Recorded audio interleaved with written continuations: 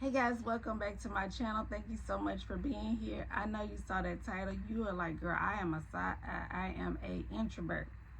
I want to do a side hustle, but I just can't stand people. So you're like, girl, what do you have for me? I got you. Let's roll on to number one. Freelance writing. You can set up a platform to where you can have a Google Doc to where they can fill all of that out, send it to you. You can create whatever they're asking for, and that's it. Okay? But definitely create a Google Doc or some kind of document so you can know what they're needing, when are they needing it back, because you know people have deadlines, and then you're not going to negotiate, the price and make sure that they have prepaid, and let them know what other services you offer so that they can come back. You don't want just a one and done type of thing. You can also do ghostwriting. You can do ghostwriting. You can help high school students, college students. Don't forget about them because they're going to need some help with introduction to English or English 101. Then you got 201. Then you got literature, and then you got Greek. Opportunities are endless. Okay, they are endless. You can be a virtual assistant. Okay, and that one is remotely because it's called virtual. That one is ideal for introverts because you are not in the office with people, walking in and out of your office. Hey, let me ask you a question. Hey, what do you think about this? Hey, what do you think about that? Do you have that email? I was waiting for that email that you were supposed to send me. Like, leave me alone. So yeah, definitely us introverts will love to work from home. Okay? Work from home in a quiet environment. Nobody's coming in there bothering you. Graphic design. You notice you saw me smiling with that one, y'all. We family, right? I'm not no graphic designer, but I am a graphic designer. Let me give you these gems. I have a few clients, not very many yet, that I do graphic design work. I'm not a graphic designer. Canva is my best friend. I go into Canva, I type in at the very top, let's just say 4th of July flyer. They come up. They are templates. So I have played with Canva long enough now to know that you see what your client wants. If they tell you it's a 4th of July flyer, of course you know it's red, white, and blue, so that's fine. You don't have to change those colors. But there's information like on there, like Jane Doe, location, whatever. You change that to Jane Doe's address, 1011 West Magnolia Street in Kalamazoo, Bareback, Africa.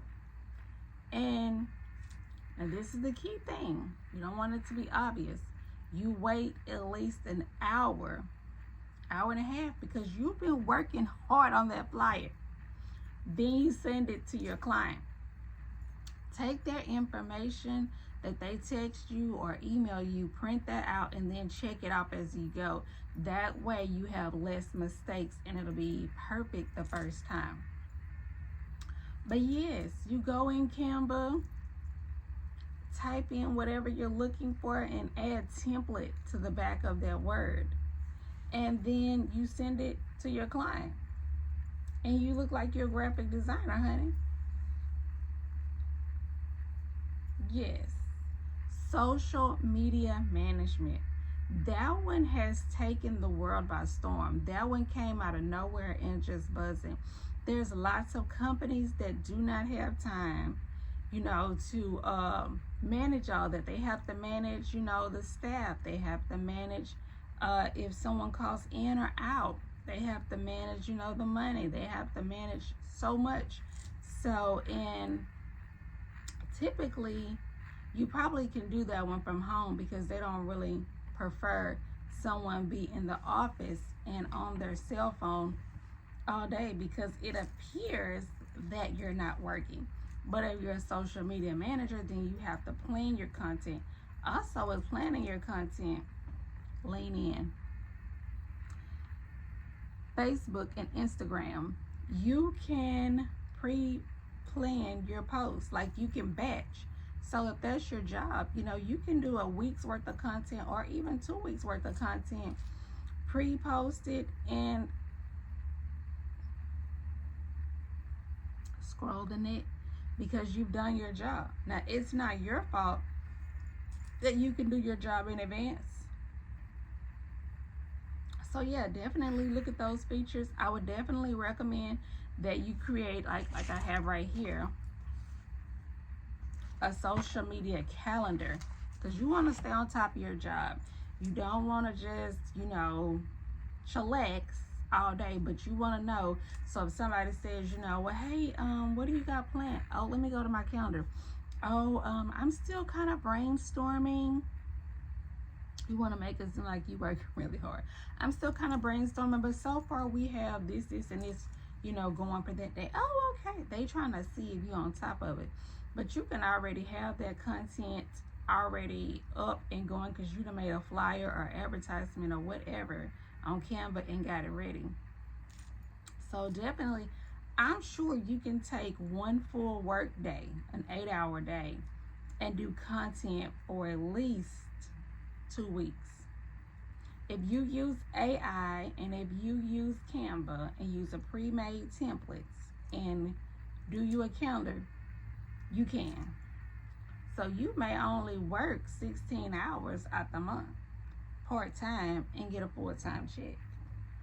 Sign me up for that. So that one is my absolute favorite. I love that one. Online tutoring. It's summertime. These kids are at home and these moms are struggling, with these kids and information, because those kids just want to make TikTok videos all day and Snapchat, play Call of Duty and whatever else, and Roblox it all day and all summer. Okay, so they need those kids to retain that information. But it's hard because, you're trying to work, manage the kids, get them up, run them to and from their friend's house, give them spending money that they're wanting $20, $30, $40 a day to hang out with their friends. They're not thinking about school. They're thinking about what school clothes they want and how much they're going to spend. So what are they still wearing? Hoodies and Crocs? Yeah, I won't get off on a tangent. You see how I feel about that one, okay? Online tutoring, okay? So, web development. You can do websites. There's lots of free websites. GoDaddy. And then there's some AI websites that don't take longer than 5 minutes to make. So you can do that, and make sure you Google around and see how much people are charging for websites. But now, websites, depends on the complexity of it and how many pages and interfaces and all that. You can make a website, I don't want to disrespect anybody's time, but on the low end, $100 with not very much, just the basics. But you can charge $100 up to a couple of thousand. It just depends on what all they want inside of it and how much you charge, for your time, because your time is not cheap. Don't you be cheap out here. You should be between $30 and $50 an hour, okay, and up for a website. Data entry. Yes, data entry, because a lot of times those people in those offices are busy. The phone is ringing, people are going to lunch, and people are just doing all kinds of things, and you could take the load off of them by doing data entry. This one is not on my list, but an answering service. I know sometimes when I call my doctor's office during lunch, and I think that's between 11 and 1, the answering service. You can create your own and start your own answering service. I used to work for a company 20 years ago that had an answering service. So that one is very lucrative. E-commerce. You can have an Etsy store. You can have a Shopify store. You can do a Gumroad website. But definitely that's where it is. Digital products. You can go back on Canva, create a guide, a one-time thing, and resell that bad puppy all the time, over and over. And last but not least, content creator. You can get paid on Facebook, you can get paid on Instagram, you can get paid on TikTok, and of course YouTube. The opportunities are endless. And then you can also create faceless accounts. Don't let these opportunities pass you by. I'm going to list the videos up here for you to continue to watch, because I'm going to keep dropping these gems. I thank you so much for your support. Until the next time, bye.